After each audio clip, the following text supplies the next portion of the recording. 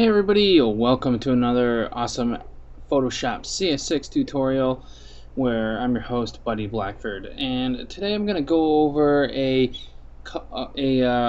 selection tool, but it's not actually within the tools over here. It's up within the select menu, and it's called color range. So what we're going to do is be selecting by color range. And this is useful when you need to just get certain things out that just aren't that easy to remove. So one thing that we've got here is these different color splotches that are within my letters here that I've got going on, and the client doesn't want these letters to be this kind of yellow. He wants them to be a different color. So what we're going to do is select by this color range, and then we'll be able to change the color of that. So we're going to use our eyedropper tool here that's selected over here, and we're going to select that color. And we can see down here in our selection that we have just the that color selected. I'm going to hit OK, and we can see that that color is selected. Now I can change that color here by maybe going to a blue or something like that, and then if you hold down Alt and hit backspace, you can fill in the selected color with whatever color that you want. So you pick your color over here in the color picker, and then you hold Alt and press backspace to fill up your selection with the fill color that you have picked. Now we can see that it has gotten most of the color, but some of it not so much. So we have to adjust the color range key here.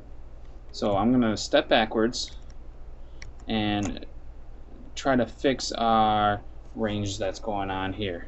Let me zoom in so I can see what's going on. And it just looks like that our selections aren't wide enough. So what we want to do now is come over to select, and we're going to come to grow. And that puts our pixels of our selection out a little bit more and selects everything that we have going on, as you can see. So what I did was select, and then I went to grow, and it grew out the selection by a little bit, and it selects everything. So now if I hit Alt backspace to fill this in, now we don't have as much yellow.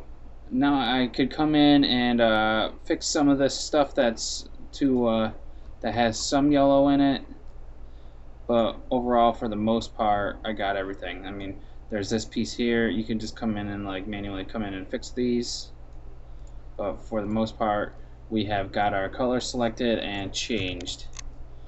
So that's how you use your color range selector. You could also use it to just take out the white or something like that. So I select this, I take out the white, or select the white, hit OK, and notice that the insides of the letters are selected, unlike when you use the magic wand tool. So I've hit delete here, and now everything is deleted out, and now you don't have to come in with the magic wand tool and select the insides of these letters. So that's a little bit quicker way than using just the magic wand tool. So there's more than one way to do things. So just think of all the tools you have, and think of what you can use to help get stuff done quickly. So I might as well go over some of the different options that are in the color range tool.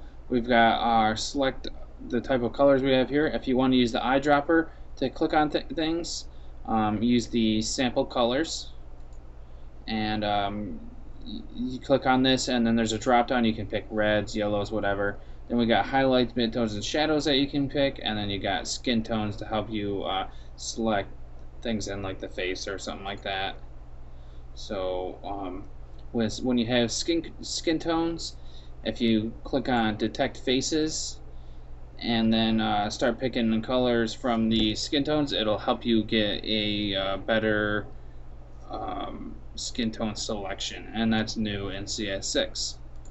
So let's just go to sample colors here, and we'll go over the different things in here because you probably mostly use the sample colors. So go to this localized color clusters here, and what that does is it constrains your selection to a specific area.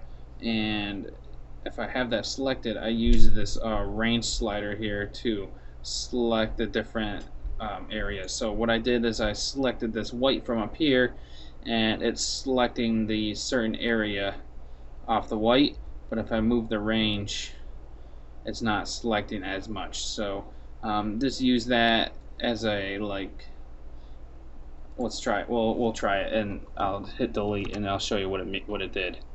So it kind of like feathered it off and faded it off, but it didn't completely make everything transparent.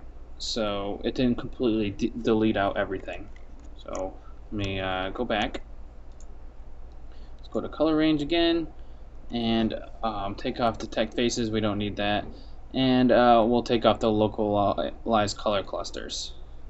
Now the fuzziness here, just it increases or decreases the color value selected. So if you move it to the left, it'll decrease, and if you move it to the right, it'll decrease. If you move it to the left, it'll increase the basically the hardness of your selection. We've got selection and image down here, and these are pretty self-explanatory. Your selection is going to display what you have selected, and the image is going to just display your entire image going in. And selection preview, you can change the different ways you see the selection up here. So there's black matte, there's grayscale,